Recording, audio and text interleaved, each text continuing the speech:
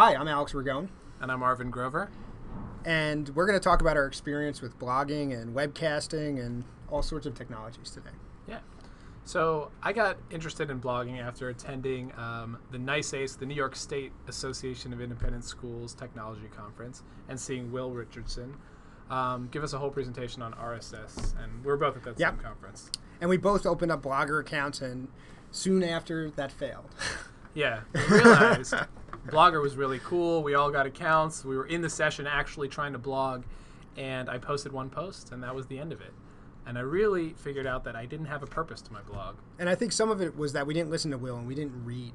We weren't reading and commenting first and then writing. Yeah, so when I teach people to blog now, I always make them read first. They have to read for a while before they start blogging.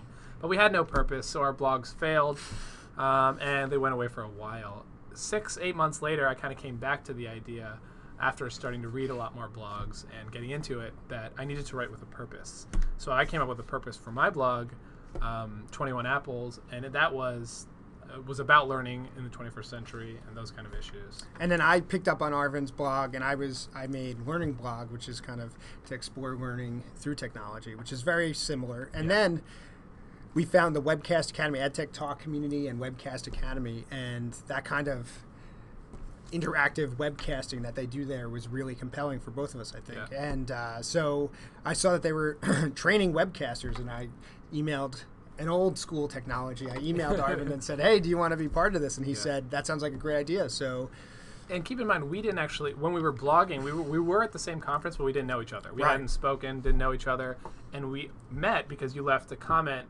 Did you leave a comment on my blog first? Probably something like that. Yeah, you left a comment on my blog, and I was like, oh, I sort of know this guy. We've been to the same meetings.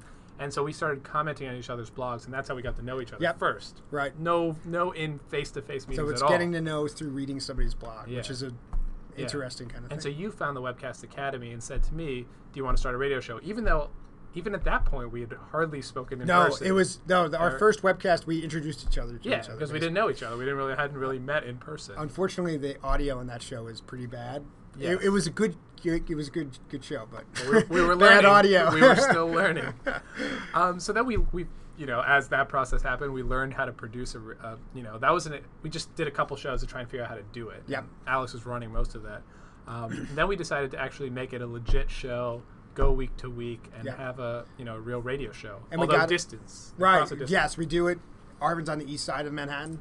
We're on the west side right now. And so we got to Webcast Academy Show 6. We had done 6 weeks in a row, and Jeff Lebo and Dave Cormier, who are the EdTech Talk organizers and fund the whole project, said, hey, guys, you should be on EdTech Talk. And I was amazed and honored. And so these people, again, who had never met us, all they had done is listen to our couple of rants about technology. Dave lives in Canada. Jeff's in New Hampshire. We're in New York. Yep.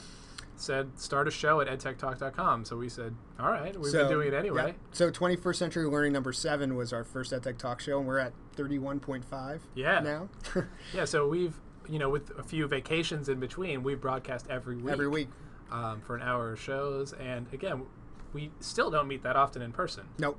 We talk on email, we talk on Skype, we talk through our blogs, we talk on our webcasts. We've seen each other a lot in the last couple of days. Yeah, because we've had a couple meetings. But in general, we're not. It's all through Skype or blogs or webcasting, and we've met some amazing people through the webcast too. I think that's one of the things that we've interviewed all sorts of technology people and educators around the country, and I think that the learning experience there is really excellent. Yeah, and Skype's allowed us to do that with people that whose blogs we've just been reading. Yep. We then bring them in a Skype call, and now they're on our show. Yep. So we've met all kinds of people just through that. Yeah, it's great. It's a lot of fun. So I think my life has been changed. Yeah, I think it's totally clear to me. And now we're both teachers, so we're doing things in our schools with our kids and our faculty, and it's sort of just, it's spiraling. I have students creating podcasts, and now I have a student radio show about to come up. So my learning that I met basically through strangers, that's happened with strangers, is kind of just spiraling in more and more directions. Picking up new literacies. Absolutely. 21st century learners. So I hope that's a convincing case of what's possible in the online meetings. Yeah, and it's just,